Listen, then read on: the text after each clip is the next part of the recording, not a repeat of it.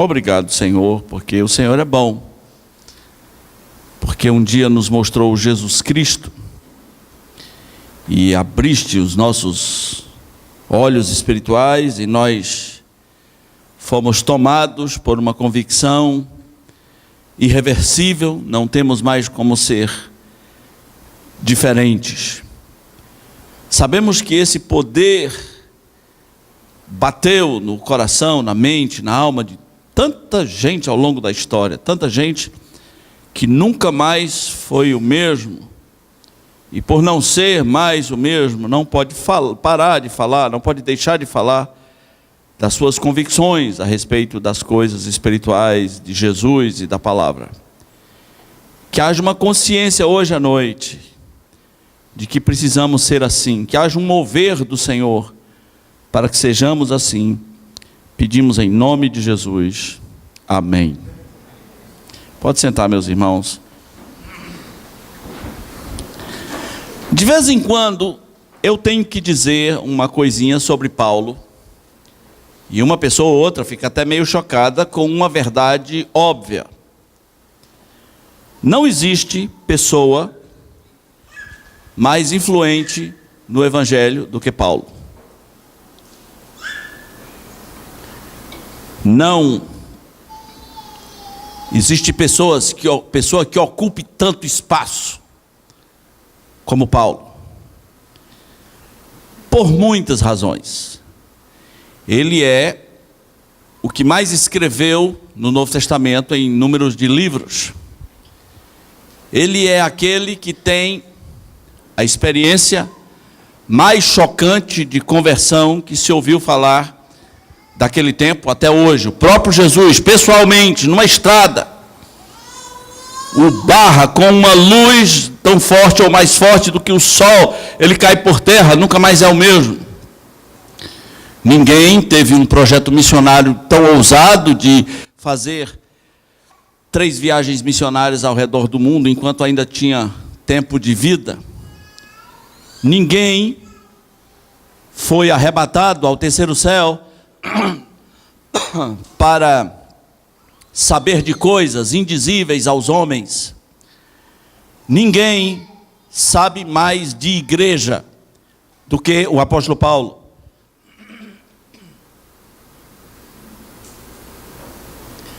Ele disse: nem olhos viram, nem ouvidos ouviram, nem jamais penetrou no coração humano as coisas que Deus tem guardado para os que o amam, mas Deus nos revelou. Ele sabe muito. Ele sabe muito. A antiga igreja católica tem 4 homens que eles chamam de os doutores universais da igreja. 4 homens incríveis, e eu gosto de ler sobre esses homens. Um deles é Agostinho de Hipona. Nenhum desses homens consegue passar muito tempo sem falar do apóstolo Paulo. Ele é o cristão mais influente de todos os tempos. Nós mesmos não passamos muito tempo sem nos referir a ele, às suas mensagens, aos seus textos. Quando ele se converte, Deus diz que ele vai ser influente. Você vai falar para muita gente, para muitos povos. Você vai abrir os olhos das pessoas.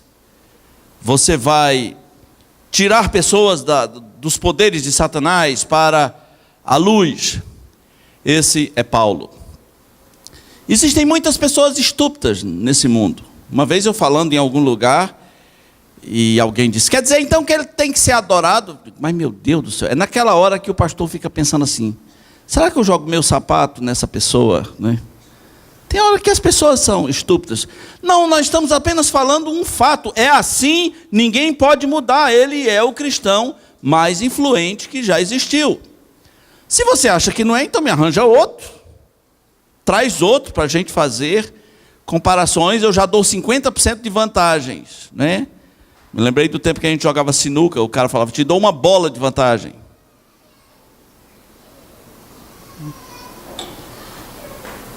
Ele é aquele que diz sobre si mesmo: eu sou o principal dos pecadores que foi salvo.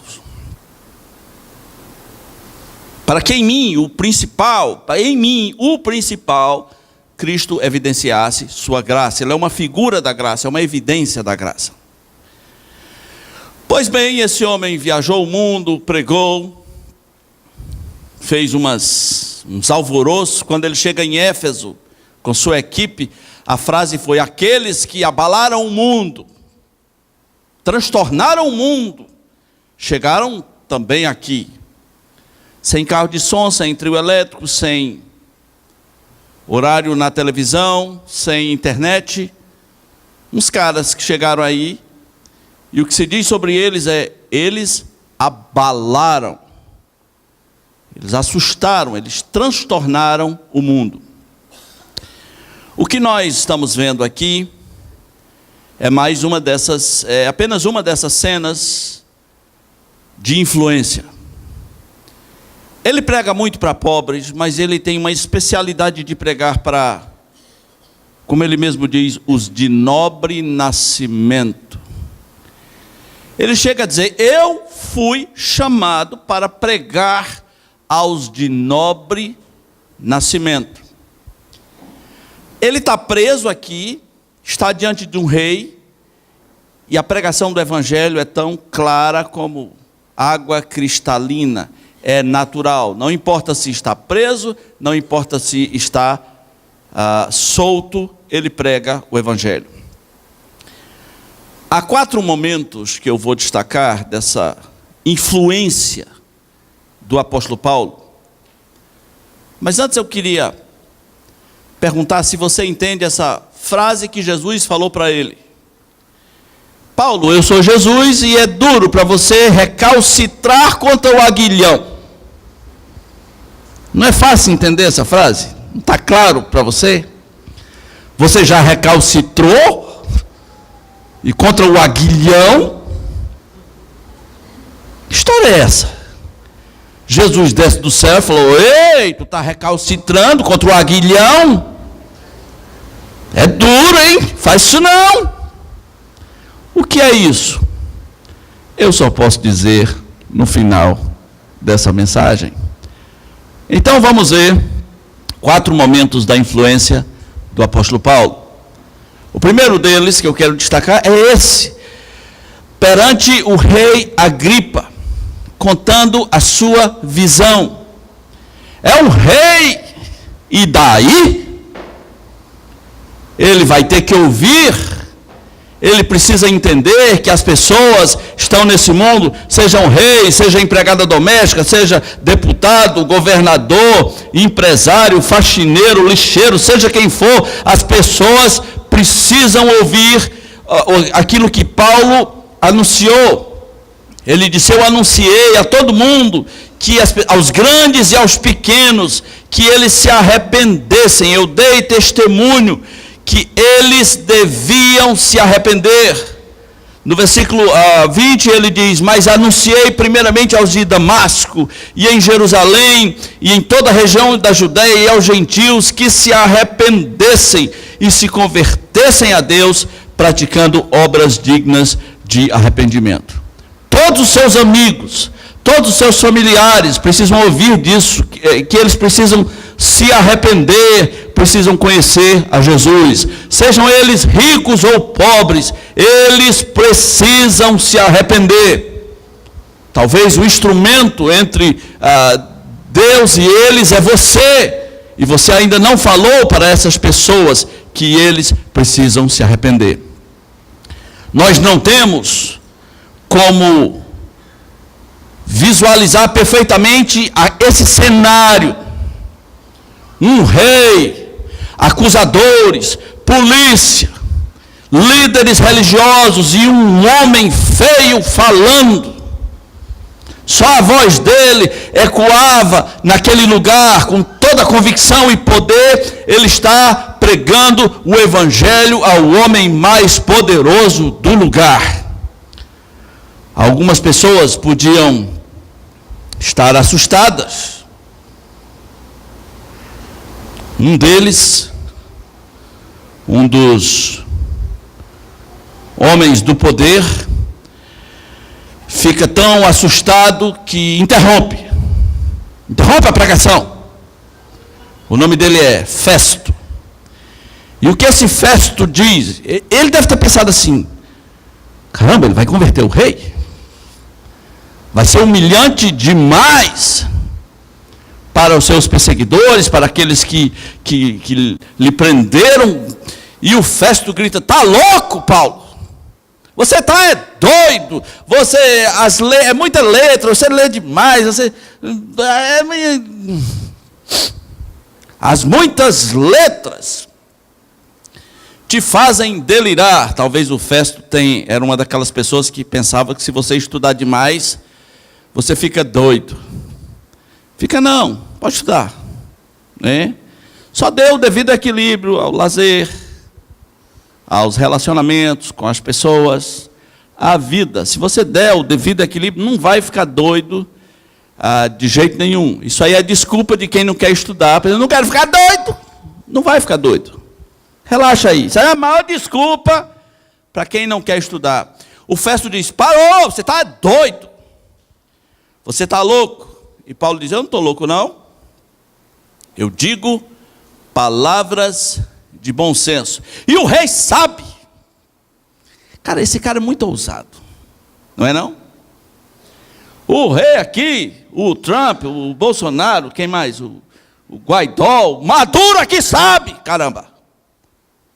Puxa, de onde vem tanta autoridade desse homem? O senhor sabe ou o senhor não sabe? O senhor conhece os profetas ou não conhece? Nesse momento, o rei também pede arrego. E isso que o rei vai dizer, eu acho muito engraçado. É típico de pessoas que estão morrendo de medo de se converter. Olha o que o rei disse. Então Agripa se dirigiu a Paulo e disse: por pouco me persuades a me tornar cristão. O rei falou: opa, quer me converter aqui? Pega, estou quase me convertendo, né? Pega leve. E o homem continuou ousado, falou: ou por pouco ou por muito, queria que todo mundo aqui, todo mundo se rendesse ao Evangelho, todo mundo nesta sala. Esse é um primeiro momento de influência de Paulo. Deixa eu compartilhar outro. Atos capítulo 17, na cidade de Atenas.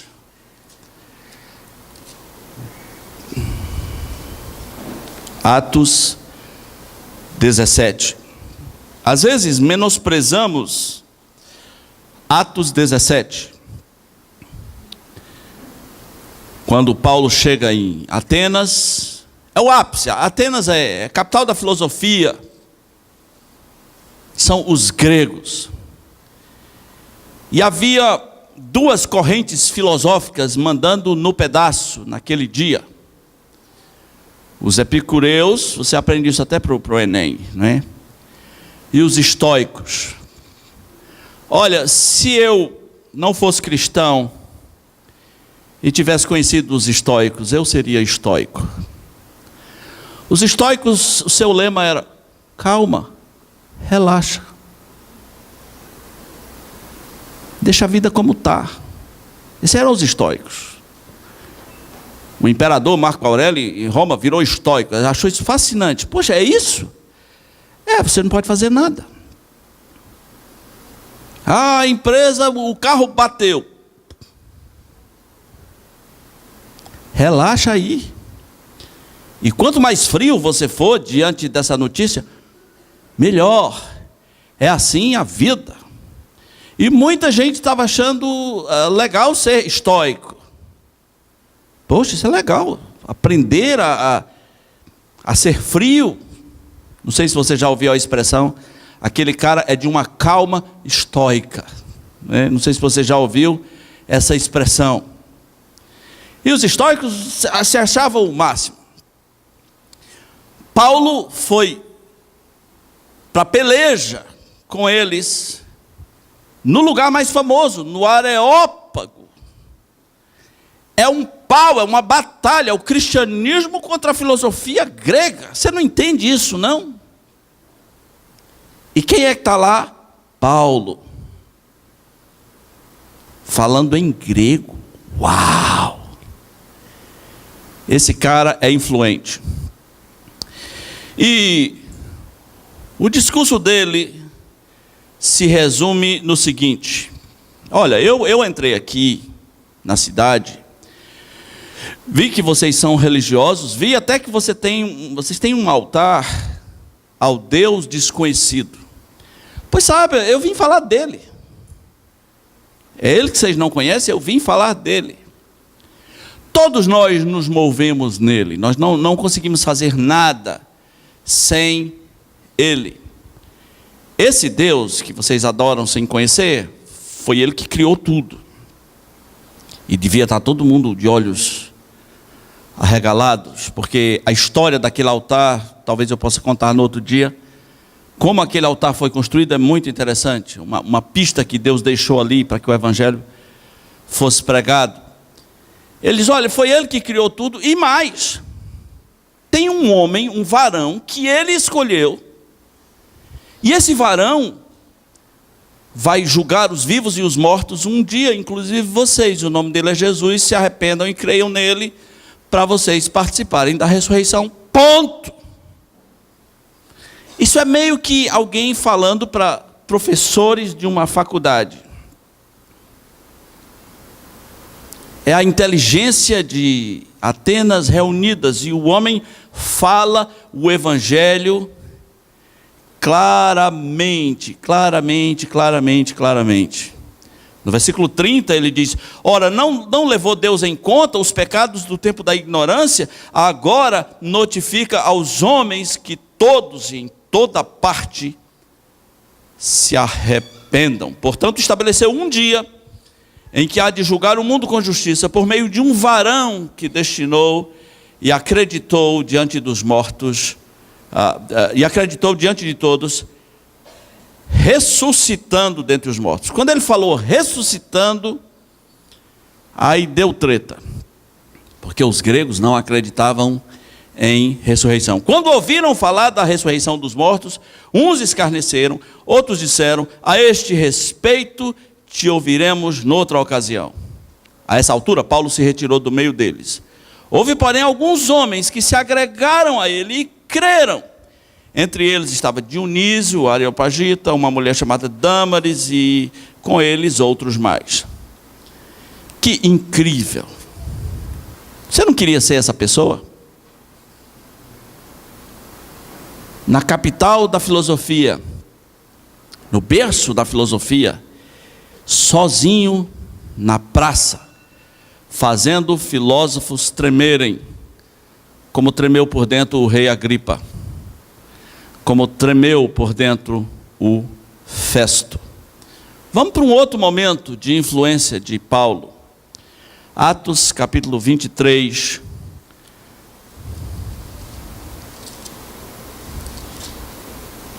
Atos 23. Agora diante de um governador.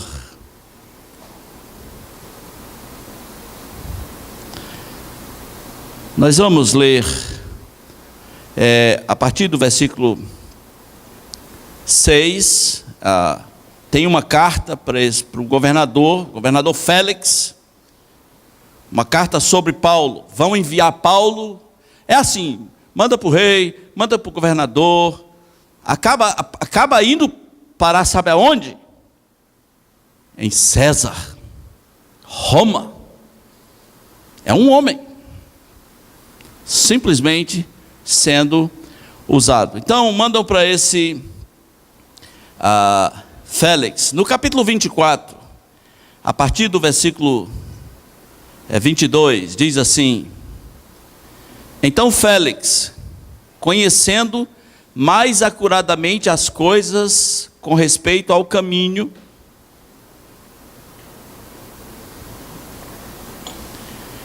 adiou a sua causa, dizendo: quando descer ao comandante Lísias, tomarei inteiro conhecimento do vosso caso. Paulo já apresentou sua defesa, eu não quero... É muito legal ler essas passagens, você pode ler em casa. Veja como Paulo pregou para esse Félix. E mandou o centurião que conservasse Paulo detido, tratando com indulgência, não impedindo que os seus próprios o servissem. Passado alguns dias, vindo Félix com Drusila, sua mulher, que era judia, mandou chamar Paulo e passou a ouvi-lo a respeito da fé em Cristo Jesus.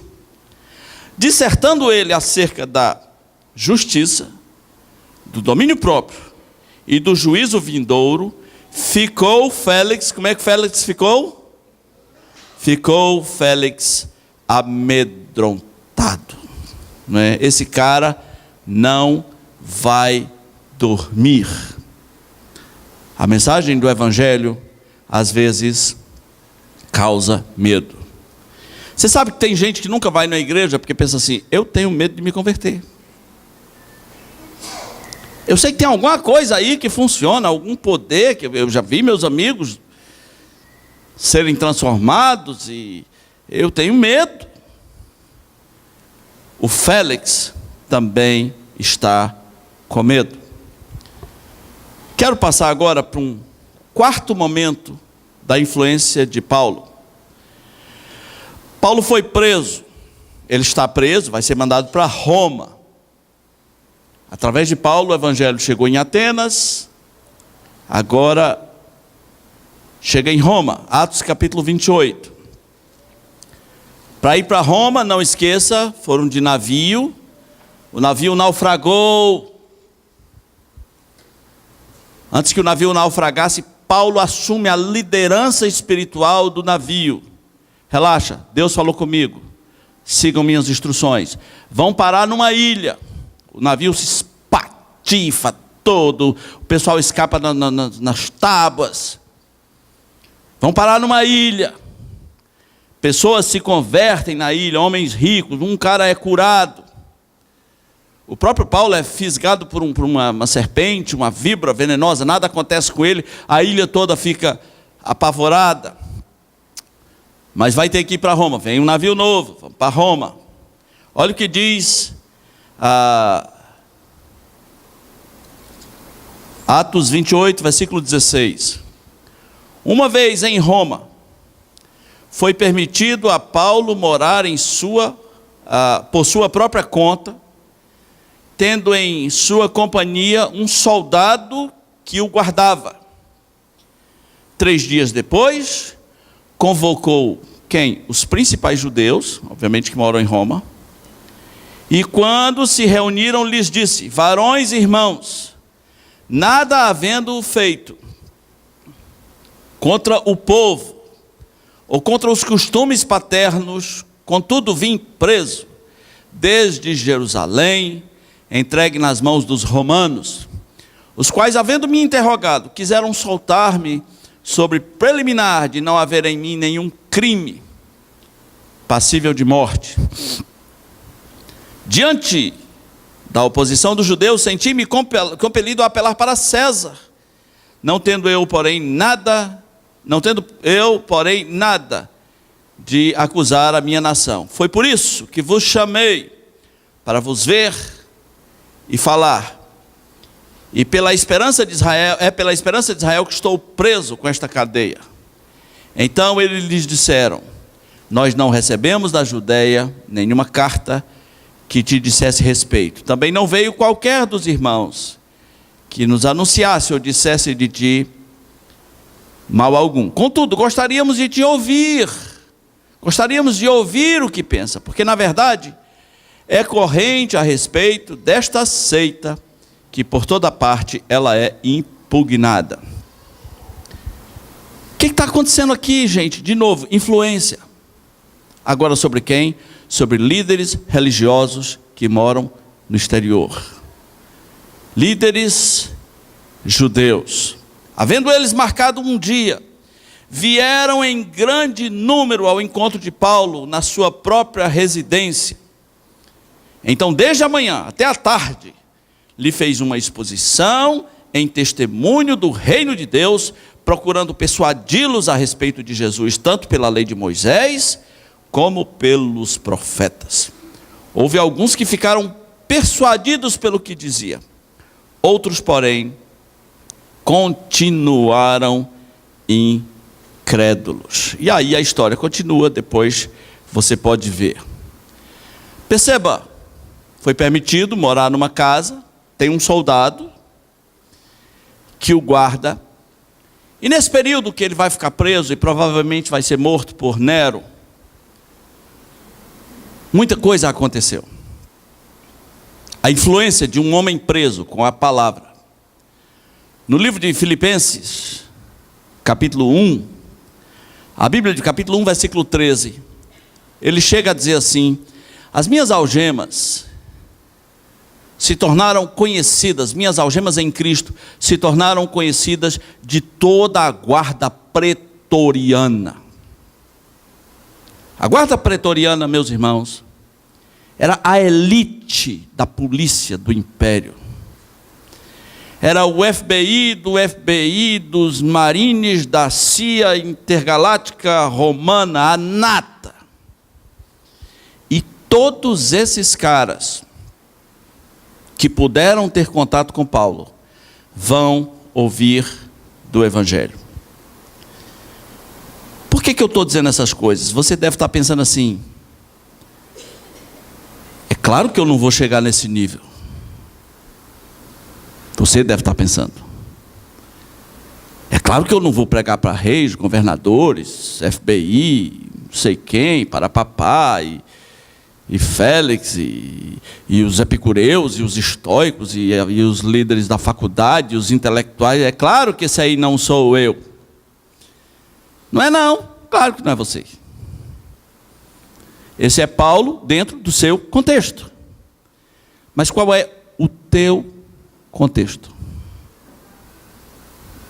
Presta atenção. Sabe quem é o apóstolo Paulo lá da sua família? É você. Não tem outro. Você é o apóstolo Paulo de lá. Eu não costumo fazer isso, mas vai, fala para o irmão que está do seu lado. Você é o apóstolo Paulo da sua família. Aproveita aí, pode falar para ele. É o jeito, ele precisa saber. É você.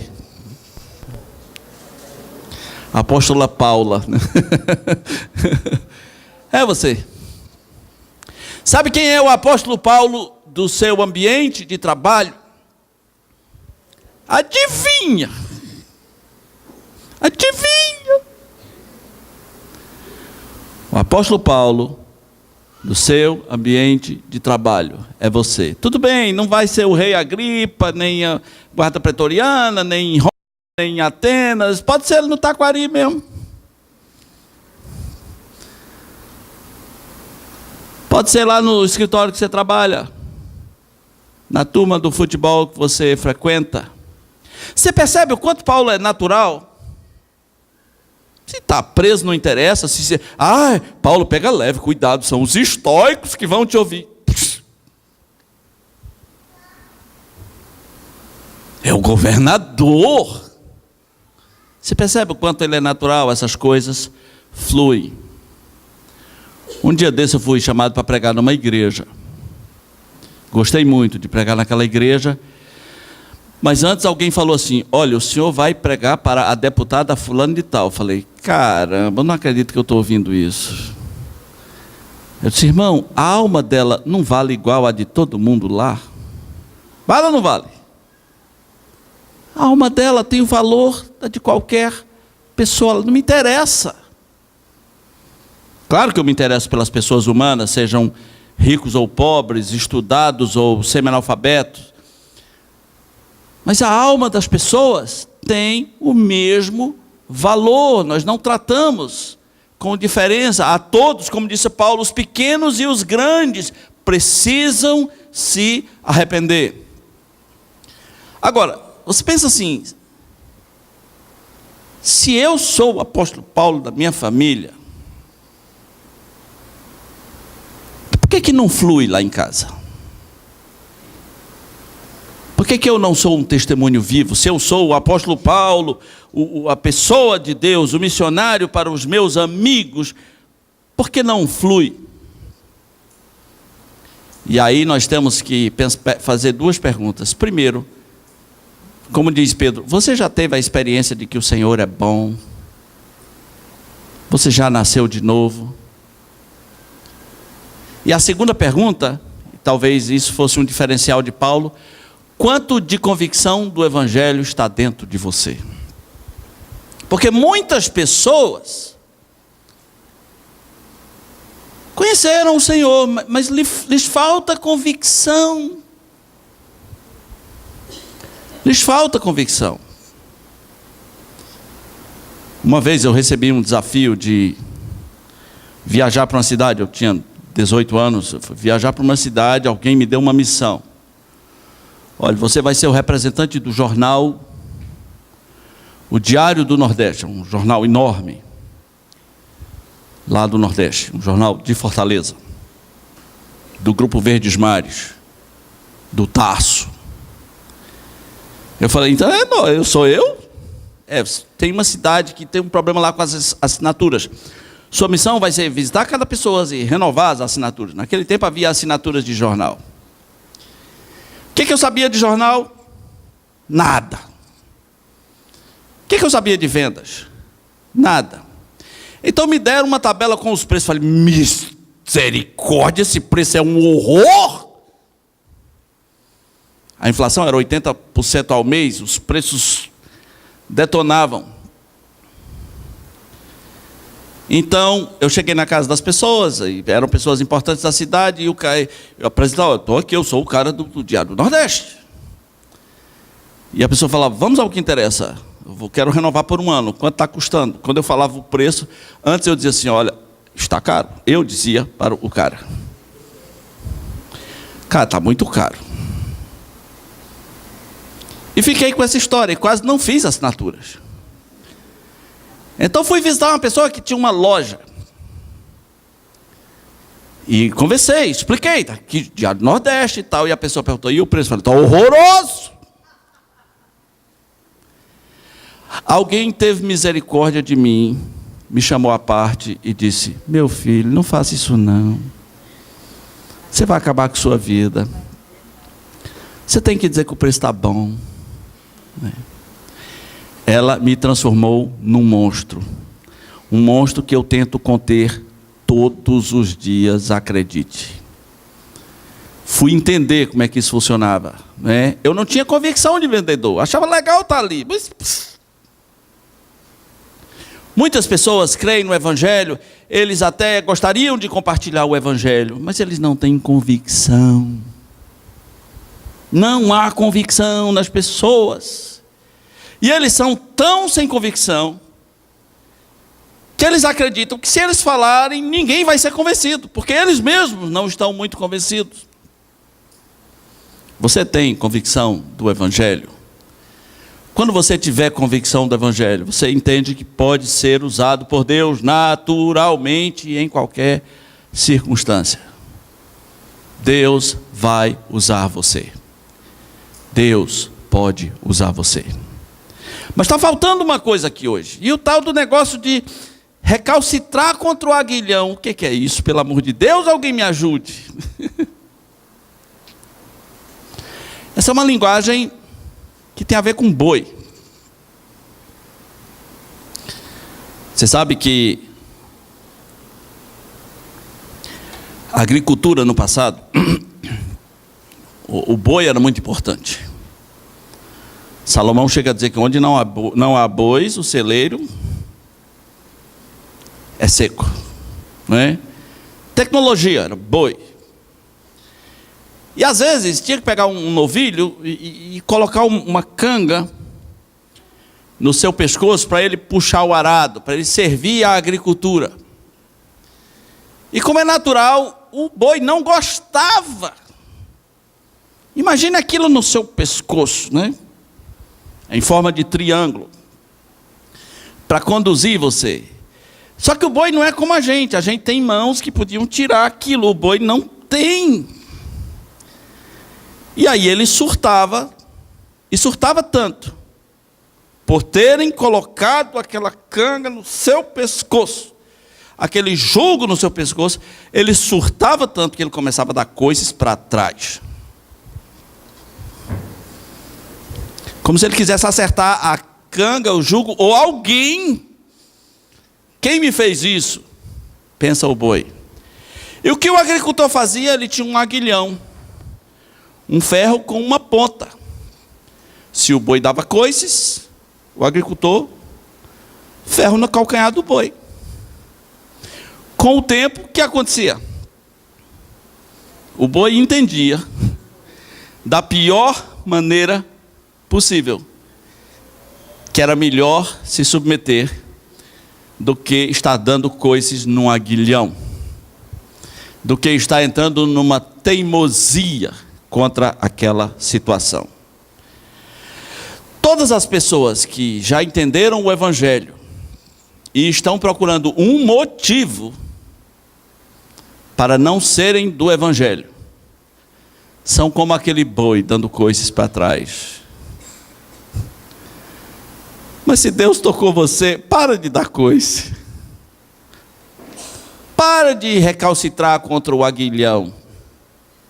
Submeta-se a Deus, Ele é mais forte que você. Creu no Evangelho? Que bom, agora submeta-se e tenha convicção para ser usado por Deus. E Deus nos dá essa informação, porque nós pensamos no apóstolo Paulo como uma pessoa totalmente incrédula, mas é possível que naqueles dias ele estava perturbado contra o Evangelho, sabendo que aquilo era verdade, mas ele não queria se dobrar. Então ele estava só dando coices no ar. E Jesus disse: não adianta, eu sou mais forte do que você. Eu tenho uma missão para você. Todos aqueles que já receberam o Evangelho, acenda essa chama, reacenda essa chama de que você pode ser usado por Deus. Não é para o rei Agripa, não é o presidente Trump, não é em Atenas. É na sua família, é com os seus amigos, é no seu espaço de trabalho, é nos ambientes que Deus te colocar. Não existe diferença nenhuma entre o poder que operava no apóstolo Paulo e o poder que vai operar em você, quando você, com convicção, assimilar as verdades do Evangelho e o poder do Evangelho, o poder que existe quando abrimos a nossa boca com o Evangelho. Não posso me envergonhar do Evangelho, diz a Bíblia, porque é o quê? Ele é o quê? É poder. Como é que eu vou me envergonhar de algo que é poderoso, que é uma dinamite de Deus? Não posso ter vergonha disso. Falo naturalmente em qualquer lugar. Deveria ser a convicção dos cristãos. Vamos orar nesse momento. Vamos orar. Baixe sua cabeça, meu irmão, minha irmã. Está na hora de ser usado. Por que você não começa a orar agora? Pedindo a Deus coisas simples assim: Senhor, eu quero ser usado. Eu não sei direito ainda como, nem como começar, mas eu sei que o Senhor pode me usar. Eu tenho sido subutilizado na obra de Deus. Eu sei que coisas incríveis poderiam acontecer se eu começasse a agir com mais convicção em relação ao Evangelho e a naturalmente falar a qualquer pessoa em qualquer lugar. Fale com Deus assim. Peça a Deus que use você. A coisa mais importante nessa vida é ser usado por Deus. Não há nada melhor, não tem experiência igual. E à medida que você vai passando os anos e pessoas encontram você em qualquer lugar do mundo e diz: você foi importante para mim, você foi importante para mim, você foi importante, você foi importante. São coisas que vão para a eternidade. Não há nada para se comparar, não tem nada que possa pagar isso. Nosso Deus, derrame sua palavra no nosso meio, enche-nos de amor por essas histórias das Escrituras. Eu quero pedir ao Senhor por aqueles que estão recalcitrando contra o aguilhão, eles estão teimando, achando que vão ter alguma força e que o Evangelho não os conquistará. Que se rendam, que se acalmem, que sejam felizes na tua presença, que chorem, que tirem esse peso de estarem teimando contra o Evangelho. Eu quero te pedir também para aqueles que já conhecem o Evangelho, mas que não têm convicção. Tu que és o nosso Deus, que opera em nós e que tem feito promessas incríveis para nos usar, que o Senhor encha os seus corações de convicção, para eles entenderem que a missão é deles, que eles são o apóstolo Paulo do seu ambiente, que eles têm responsabilidades espirituais sobre essas pessoas, e que falem, que abram a boca, e que pessoas se convertam, que haja festa nos céus, e que o teu nome seja glorificado, Senhor. Pedimos em nome de Jesus. Amém.